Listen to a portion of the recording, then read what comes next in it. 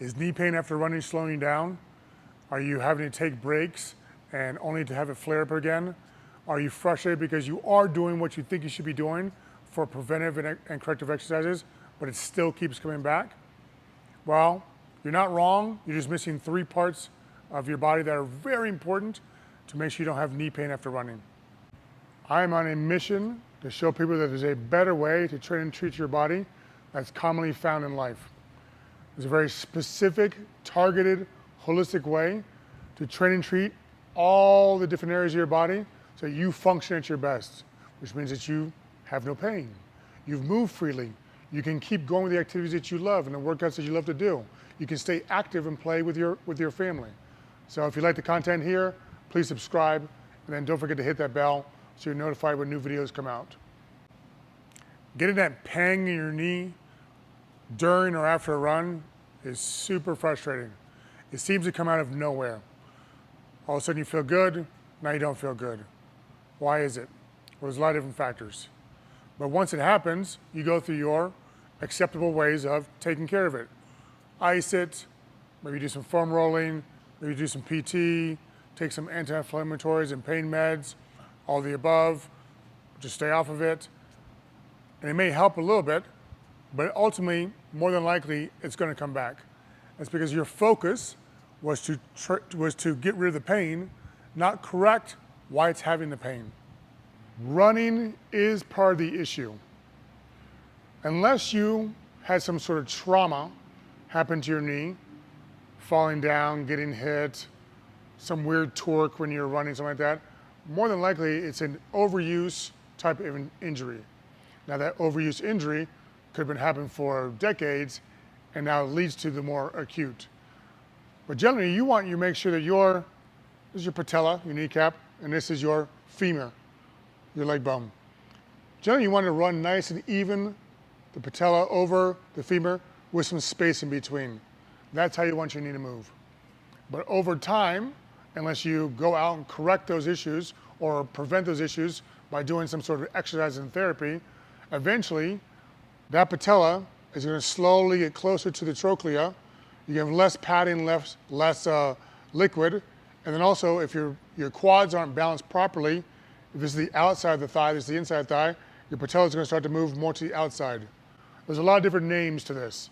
Patellofemoral syndrome, chondromalacia, you could hear by lateral chancring of your patella, arthritis of your knee, a lot of different names for basically kind of the same thing, okay? The main thing you want to know is that how do I stop it from going? I want you to understand how dynamic running is. Running, or any type of ambulatory movement, walking, jogging, whatever, uses a lot. It uses your foot hitting to the ground, front part of your shin, back part of your shin. It uses your quads, your hamstrings, the front and back part of your thigh. It uses your pelvis and your SI joint. It uses your spine. It uses your shoulder girdle. There's a lot going on when you run. And running produces a lot of force through your body. An example of just walking. If you're just walking and you're about average weight and you're doing your 10,000 steps per day, that's several tons of force that go through your body. Tons with a T. So when you run, multiply that by your force, how tall you are, weight, all that fun stuff. The basic point is you got a lot of stuff going through your body, and if it doesn't flow through your body from the step to the kick to the movement of the arms, it's going to stop in weird places. And if those muscles, tendons, ligaments, and more importantly the fascial chains are not lined up, those forces move incorrectly, right? So it's like a car that's out of alignment. You can drive a car that's slightly out of alignment, but the more you drive it, the more it goes out of alignment, the worse your tires get. It's the same thing with your knees. Are you struggling with knee pain after running? Do you have runner's knee? Are you trying different solutions but not getting sustained results? Give me yes or no for both parts in the comments. So first and foremost, you want to make sure that you take care of your body specific to running. Before you run, you want to have some sort of warm-up. You want to warm not only your cardiovascular system up and your circulatory system up, but you want to warm up the areas of your body that your body use. Ankles, knees, hips, and spine.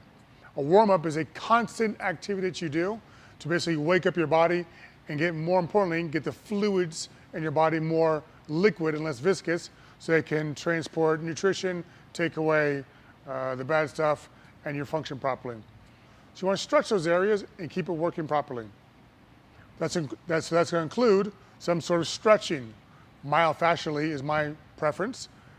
The shins, the intervertebralis, your calves, your soleus, your 3 hamstrings, specifically your bicep femoris, your deep rotators of the hip, specifically the obturator internus or maybe the piriformis, your glutes, more specifically probably your glute max, but also your spine, because as you walk, run, your tension between your upper limb and lower limb is right through your trunk. So you want to make sure you warm your body up, and then also you want to normalize it or do some stretching afterwards. So now when you go through your body, it needs to be addressed specifically.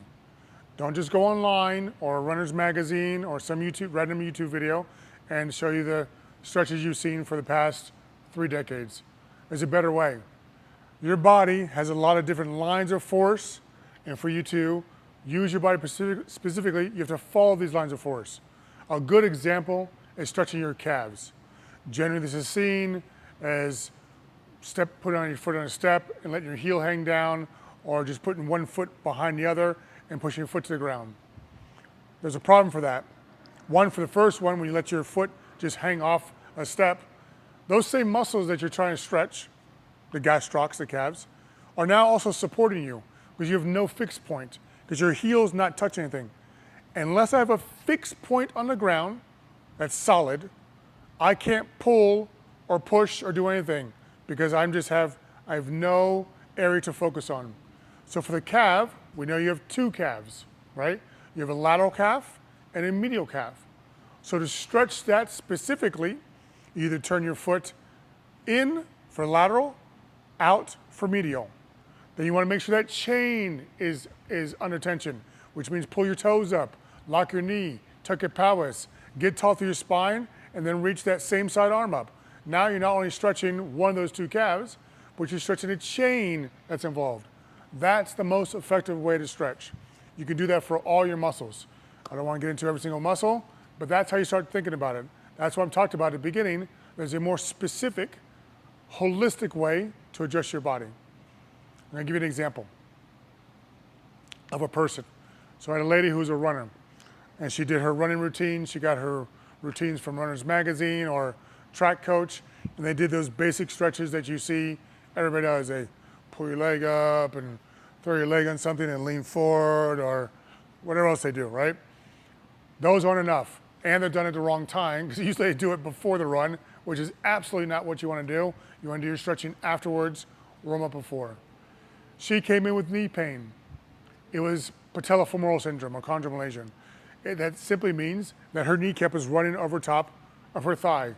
It's not a big mystery as to what to do. You need to stretch that quad muscle and pump up the fluid underneath the knee through some specific exercises, which I'll get to in a little bit more. After she did that for about 3 months, her knee pain completely went away.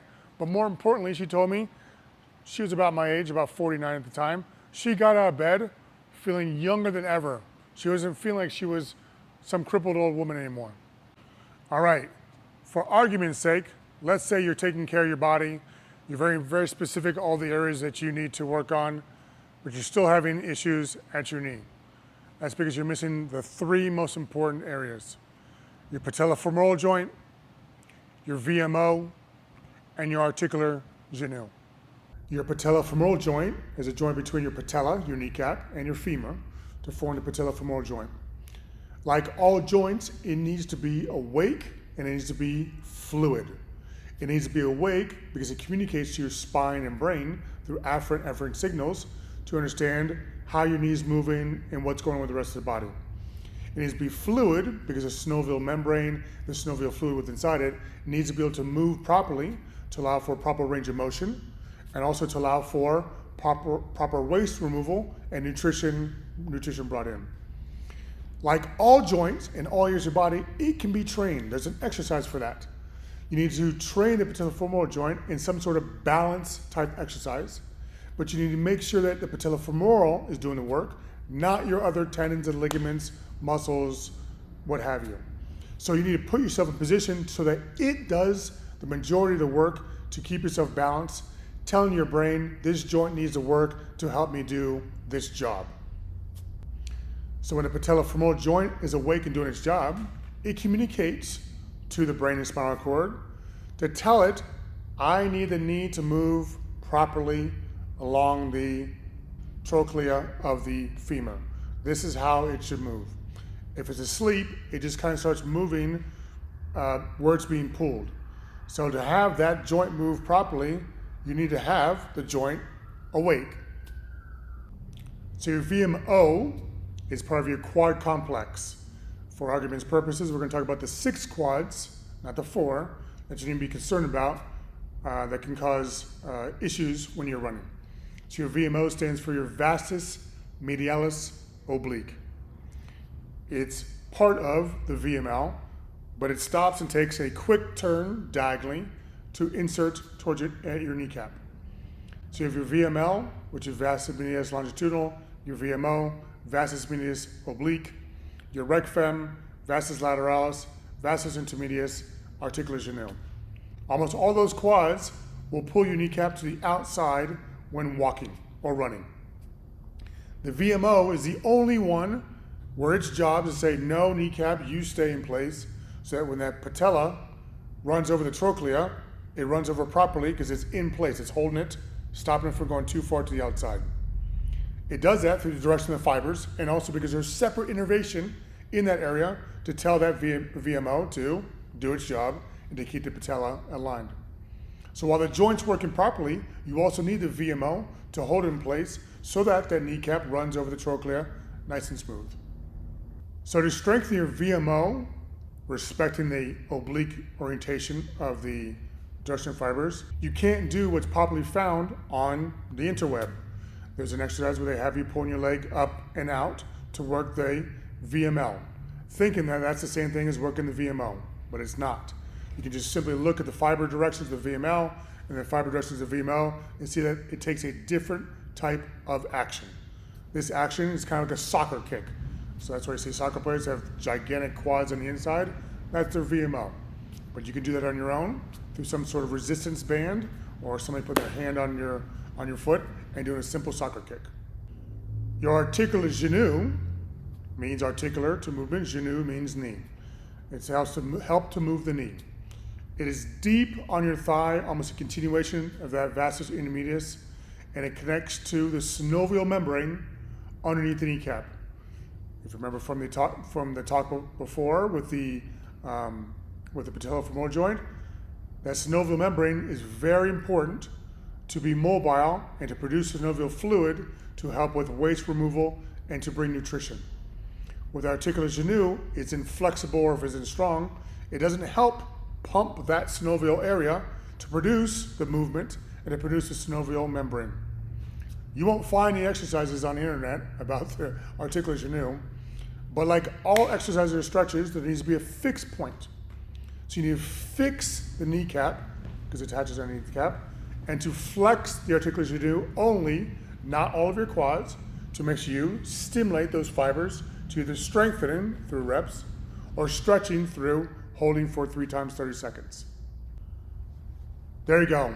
Those 3 really small but important areas and how they should be incorporated into your corrective, preventive recovery routine. Remember, you're not going to be helping your knee, but the rest of your body when you do the exercises and keep your knee healthy. It's going to keep you active. It's also going to keep you in life, because we're only as strong as our weakest link. And if our knee is the weakest link, then our knee is going to hinder us in everything we do, not just running, just in life, playing with your kids, going to the grocery store, whatever have you. It's going to slowly become the bane of your existence, but you can stop that by training it properly. If you're interested more in how to train yourself properly, to get mobile, to get out of pain, and get back to the activities that you love, then I've got a free resource for you. In the description below, there's a link on how to access it. Click the link, put in information, and you'll get instant access. Stay tuned for this next video on how to stretch for mobility. Please don't forget to subscribe and hit that bell. And if you found this video beneficial, please like and share it. That way the YouTube algorithm will share with more people who will also find it beneficial. Please remember, it's not just working out, it's an opportunity to build a foundation for a better life.